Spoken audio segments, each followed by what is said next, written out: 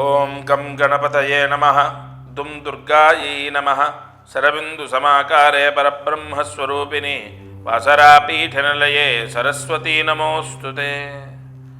ద్రాం దత్తాత్రేయాయ నమః. మారుతి అనుగ్రహం ప్రారంభ. జూలై 7వ తారీఖు 2025 సోమవారం, అనురాధ నక్షత్రం, ద్వాదశి తిథి. ఈరోజు దీపారాధన.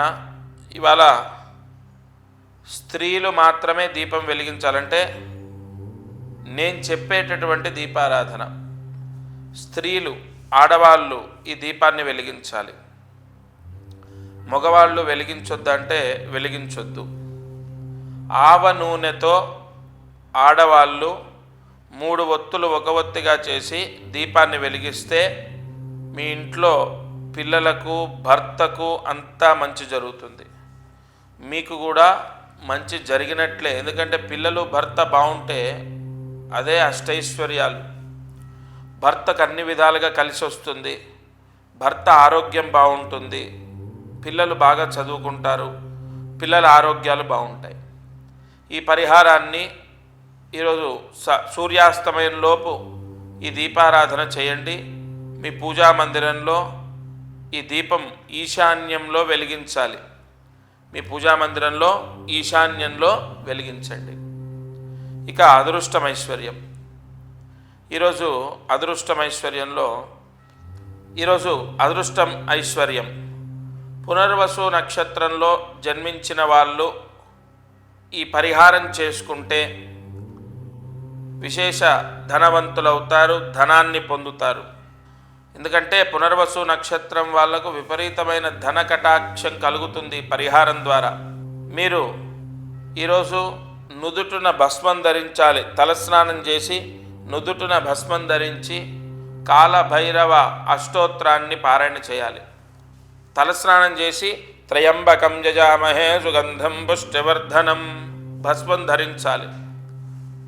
కాలభైరవ అష్టోత్తరం పారాయణ చేసుకోవాలి. పునర్వసు నక్షత్రంలో జన్మించిన వాళ్ళు ఈ పరిహారం చేస్తే అదేదో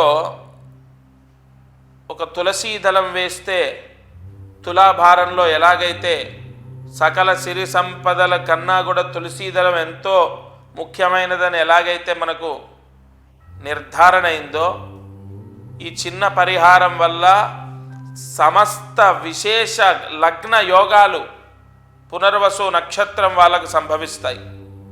మీరు విశేష ధనయోగాన్ని పొందుతారు. ఈ పరిహారం చేయండి.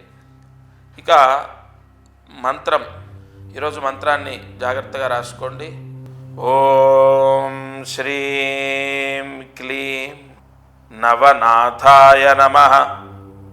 ఓం శ్రీం క్లీం నవనాథాయ నమః.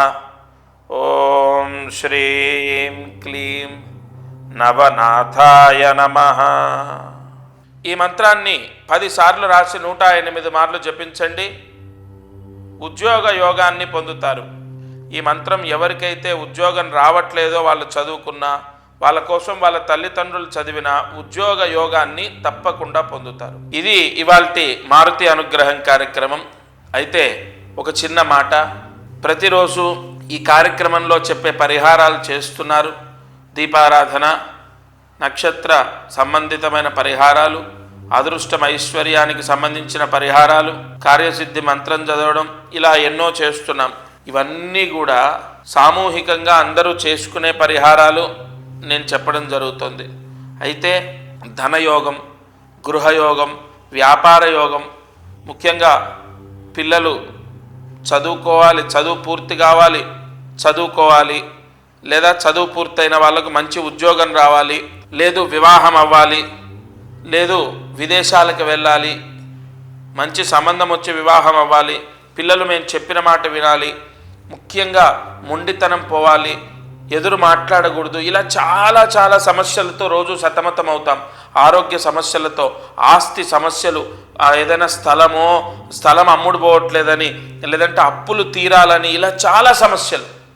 నేను ఒక్కటే చెప్తున్నాను, జూలై నెలలో మీరు గురువు మారారు.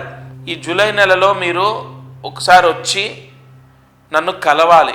ఎందుకు ఇది నేను చెప్పడం పదే పదే అంటే, మీరు వచ్చి కలవడం కానీ, మీ పిల్లలు వచ్చి కలవడం కానీ, లేదా మీ పిల్లల గురించి మీరు వచ్చిన వాళ్ళ వేలి ముద్రలతో, నేను మళ్ళీ చెప్తున్నాను, మీరు ఎన్నైనా సరే మనిషికి మనిషి కళ్ళు కానీ నుదుటు కానీ ఏవైనా మ్యాచ్ అవ్వచ్చు, కానీ ఈ వేలి ముద్రలు మ్యాచ్ అవ్వవు.